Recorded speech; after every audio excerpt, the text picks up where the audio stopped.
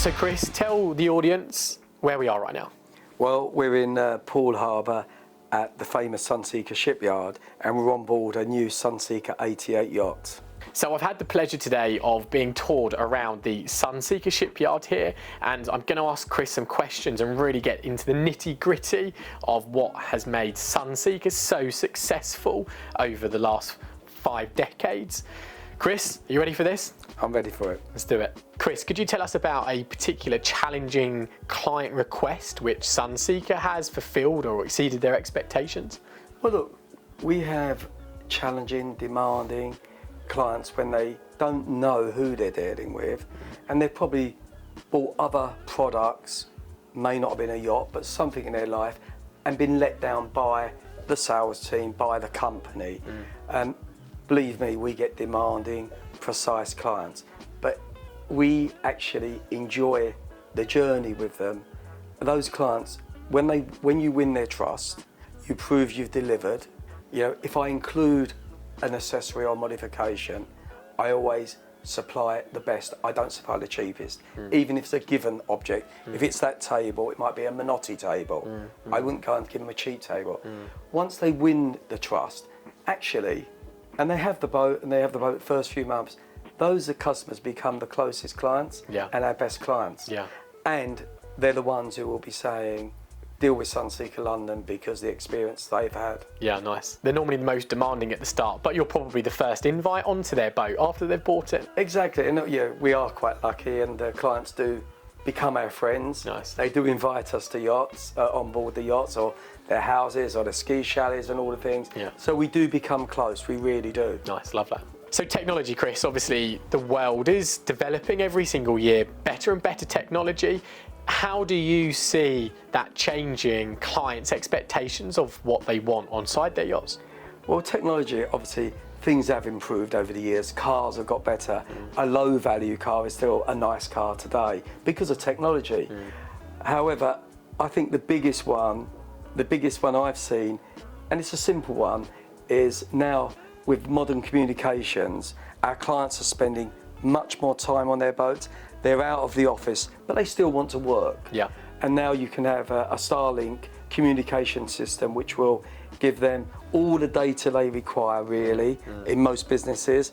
And you know, only 2 years ago, to use that amount of data would have been a £40,000 per year invoice to them. Wow. And now a Starlink communication system is somewhere around 1,000 to 1,500 euros a month. So that's a technology change. And as I said, clients are spending much more time on their boats. Technology, you know, generators have got quieter, engines are becoming more fuel efficient. So every system on the boat, from the toilet systems, wherever you look, have improved over the years. But the biggest bit of, if you like, simple tech, what we need, you know, you take your kids to a restaurant, what's the first thing they ask for? What's the Wi-Fi code? Not where's the menu?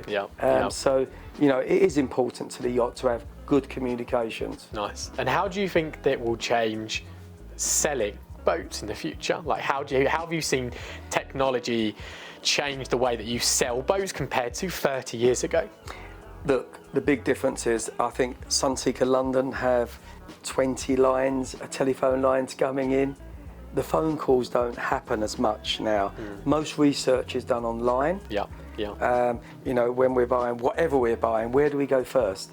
Online. 100%. So years ago, you'd have a client phone up, oh Chris, could you tell me the beam, the length, the draft, what horsepower? Clients come now prepared. They know roughly, obviously, the sales guys would talk them through the systems, the different systems we offer, why there's different electronic packages and so on.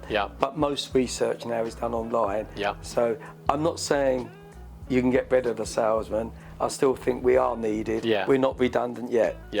And have you found that the uses of social media and social media platforms have helped you market Sunseeker boats now throughout the globe? Brand awareness. I would say the late Robert Braithwaite, the founder of Sunseeker International, who built this business, he spent a fortune, you know, on magazine advertising, High Life magazine, British Airways, every first class lounge would have Sunseeker in it.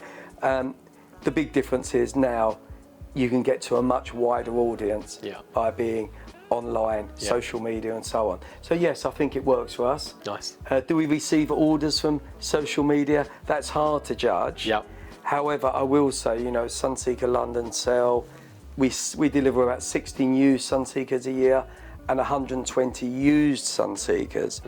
And I would say the used boats especially, they're near enough bought online, believe it or not. Wow. It's us who get scared and say, no, come and check it. Yeah. You know, I know you're reading about, I know you want to buy it. Come and see it first, because your expectation may be different to mine. Yeah. And you get a little bit worried when they've not seen the boat. But it does happen. Yeah, super interesting. So Chris, we've already spoken about it.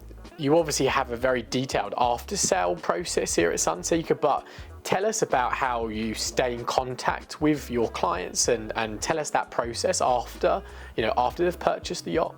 After delivery, you know, keeping in touch with the client, not only do you get a phone call, Chris, can you get me a berth for the Monaco Grand Prix? They will ask us things like that. But service support is we keep in touch with, because as said previously, they will phone the broker even when they've got the smallest problem or biggest problem and not the service team. Yeah. Now, service support on a boat, it's not like a car.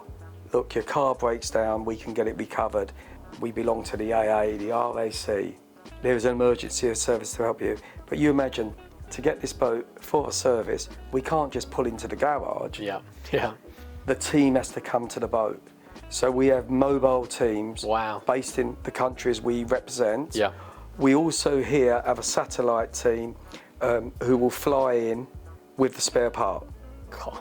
So just say we've had a silly one, a TV control dropped over the side, and they're at the Monaco Grand Prix. Yeah. We would have that delivered either that day with one of our youngsters who volunteers, who wants to jump on an EasyJet flight to Nice. Yeah. Turns up in a Sunseeker t-shirt and gives a Samsung control to the guy. That guy would have paid £100,000 for it. That is brilliant. But support goes on like that. Yeah. And we spend all this money on advertising, but if you look after a client when he's got problems, it goes a long way. Massively. And we are there to support the product.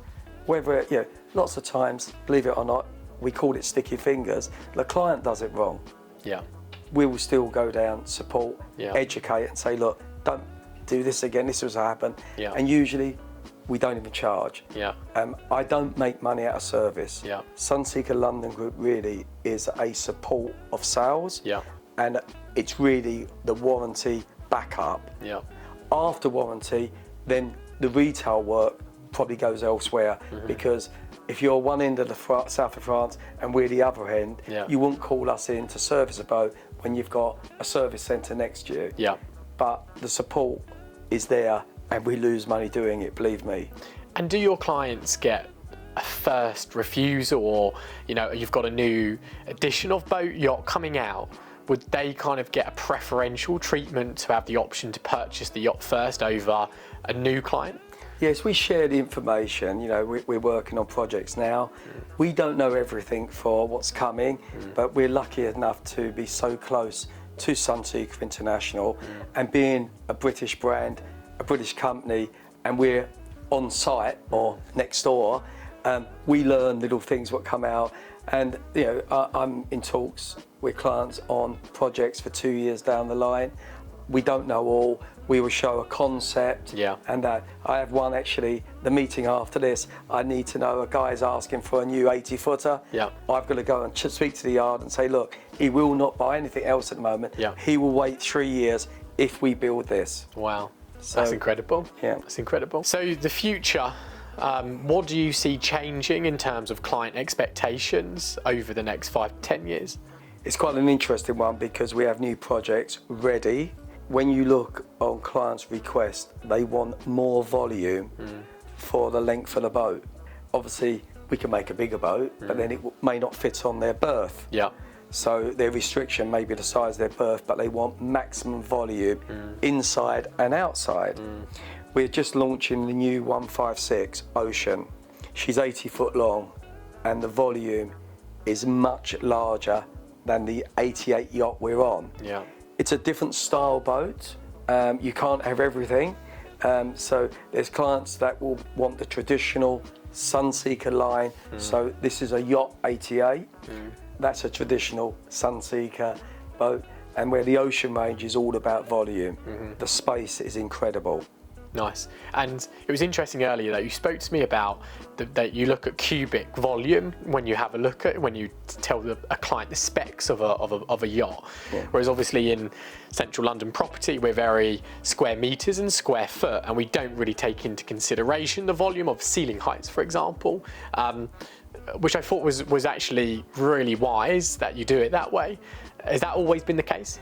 We're bringing it into Sunseeker at the moment because we have a 156 Ocean and a 182 Ocean. And what they actually mean is 156 cubic ton or 182 cubic ton of volume. Yeah. So that's taking, if you filled up the area, enclosed areas water, that would give you the volume tonnage. We don't do it on every boat, but in yachting, if you look at 50-metre yachts, you will see 49999. They keep it under the 500 gross ton mark because of running the boat and the cost to run it. It's under a category under 500 gross ton. Yeah, it makes sense. Yeah. So we are going on to it. Very rarely we get our square footage, but it is coming of floor areas. I still think we should do what you guys do and say, yes, the saloon, the lounge is 1,000 square foot. On. So I agree. And I think, believe it or not, we will do overlays to show what the square footage is of floor area in our boats. Yeah, it's interesting. And how does the makeup of the boat differ between different demographics across the globe? You know, let's contrast maybe like the Asian market compared to the European market. Is there a big discrepancy on what those clients want? Sunseeker, as we said, is a global brand. It sells very well, but we are catering for those markets. Yeah, if you take Asia, they would probably want an enclosed flybridge. Europeans mostly would want the open sport type, air in the face, and feel in the sun, out of the sun. I mean, look, definitely covered areas, even for us, and other nationalities are now not wanting to sunbathe all the time.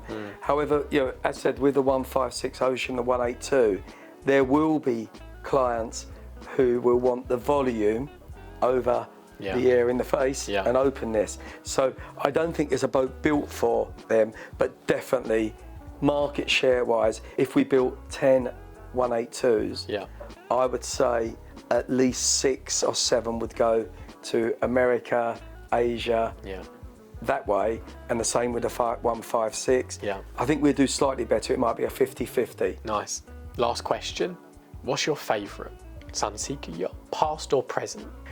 Past or present is that's a difficult one to say. My most favourite interior yacht and size of yacht, if I could afford the yacht for the family, is what we're on board now, the 88 yacht. Nice. I was lucky enough to be a guest on the model before, and I said it's a perfect big small yacht. Favourite boat ever built by Sunseeker, believe it or not, would probably be the 37 Tomahawk, but that's probably 25 years ago. Nice. Again, it was a great boat in its time. But the interesting thing about Sunseeker, if you look at Sunseekers even 25 years old, the line is still beautiful. And we're asking, you know, clients are asking us now, can we send the boat back to us? Would we do a full reconditioning service? We do, but it will probably cost more than a new boat. But it's incredible what we've done through our workshops on 37 Tomahawks and boats like that. Yeah, amazing. I think for me, one of the biggest, I mean, we've been here today, and the attention to detail that every single workman goes through, you know, in the making of these boats is exceptional. And even being inside the yacht now, you know, I get to see best in class property, you know, across the globe, and you can really tell the attention to detail in this yacht. It's seamless. It's been really impressive today. Everybody, I hope you have enjoyed watching. It's been fascinating. Chris, where can people find you? We can find us, we're based in Mayfair, Sunseeker London Group's offices in Davis Street. Also on Instagram on Sunseeker Chris Head or Sunseeker London Group. Amazing. And thank you very much for having us on board today. Thank you, Oliver.